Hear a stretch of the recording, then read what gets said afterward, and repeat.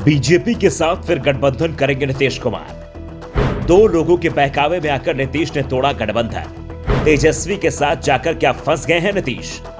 सार्वजनिक मंच से बताया उन लोगों के नाम जिन्होंने तोड़वाया बीजेपी से गठबंधन। महागठबंधन के साथ आकर फंस गए हैं नीतीश कुमार। कुर्नी की हार से नीतीश को हो गया है एहसास। एनडीए छोड़ने का फैसला जेडीयू पर पड़ रहा है भारी। नीतीश पर उठ रहे हैं सवाल, उनके नाम पर अब वोट मिलता भी है या फिर उनकी छवि उनका वोट ही खा गई। बार बार पलटने की उनकी आदत के चलते उनका वोट बैंक ही तो नहीं पलट गया। एनडीए से नीतीश महागठबंधन में तो आ गए, लेकिन उनके साथ जो वोट चलता था वो एनडीए में ही छूट गया।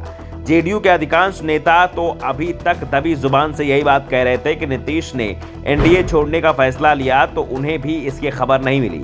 जब फैसला हो गया तो नीतीश ने बैठक बुलाई और अपना फैसला बता दिया। उसके बाद पार्टी नेताओं की राय ली। जब फैसला पहले ही हो गया था तो रायशुमारी की बात ही बेमानी हो गई थी। ऐसे में सभी ने कहा जो फैसला आपने लिया है हम उसके साथ हैं। लेकिन कुर्नी विधानसभा सीट पर जब जेडीयू को हार मिली तो पार्टी ने इसके मंथन के लिए राष्ट्रीय परिषद की बैठक बुला ली।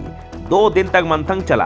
दूसरे दिन नीतीश कुमार ने जो भाषण दिया उसके बाद सवाल उठ रहे हैं नीतीश जो संकेत दे रहे हैं उनके क्या मायने हैं। क्यों नीतीश कुमार दोबारा से एनडीए में वापस लौट रहे हैं। एनडीए में वापसी के लिए वो राह तलाश रहे हैं और एनडीए तोड़ने का सारा इल्जाम पार्टी के राष्ट्रीय अध्यक्ष ललन सिंह पर डालने की तैयारी हो गई है। क्योंकि आजकल नीतीश से पार्टी को लेकर कोई सवाल पूछा जाता है तो वो जवाब दे देते हैं, लेकिन ललन सिंह से पूछिए। लेकिन पार्टी के कार्यक्रम में नीतीश कुमार ने राज खोला, उससे हर कोई हैरान है।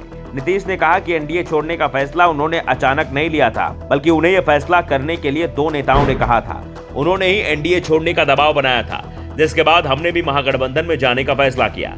नीतीश ने कहा कि एनडीए में रहते हुए जब हमें चीजें गलत होते हुए लगी तो थोड़ी परेशानी हुई। उस समय पार्टी अध्यक्ष ललन सिंह और विजेंद्र सिंह यादव ने मुझसे गठबंधन तोड़ने को कहा। उनके सुझाव पर मैंने विचार किया और पार्टी के नेताओं से सलाह ली। इसके बाद एनडीए छोड़कर 7 पार्टियों के महागठबंधन में शामिल होने का फैसला किया।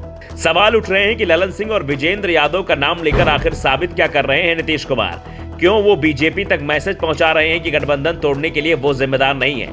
ललन और विजेंद्र यादव इसके लिए जिम्मेदार हैं और इन दोनों नेताओं को साइड कर नए सिरे से गठबंधन की बात की जा सकती है। लेकिन क्या बीजेपी अब नीतीश कुमार के साथ गठबंधन को तैयार होगी? वैसे नीतीश ने अभी एनडीए में लौटने की बात तो नहीं कही है, लेकिन नीतीश की राजनीति को जानने वाले लोग ये भी जानते हैं कि वो कोई भी बात तब तक सार्वजनिक नहीं करते जब तक सही वक्त ना आ जाए।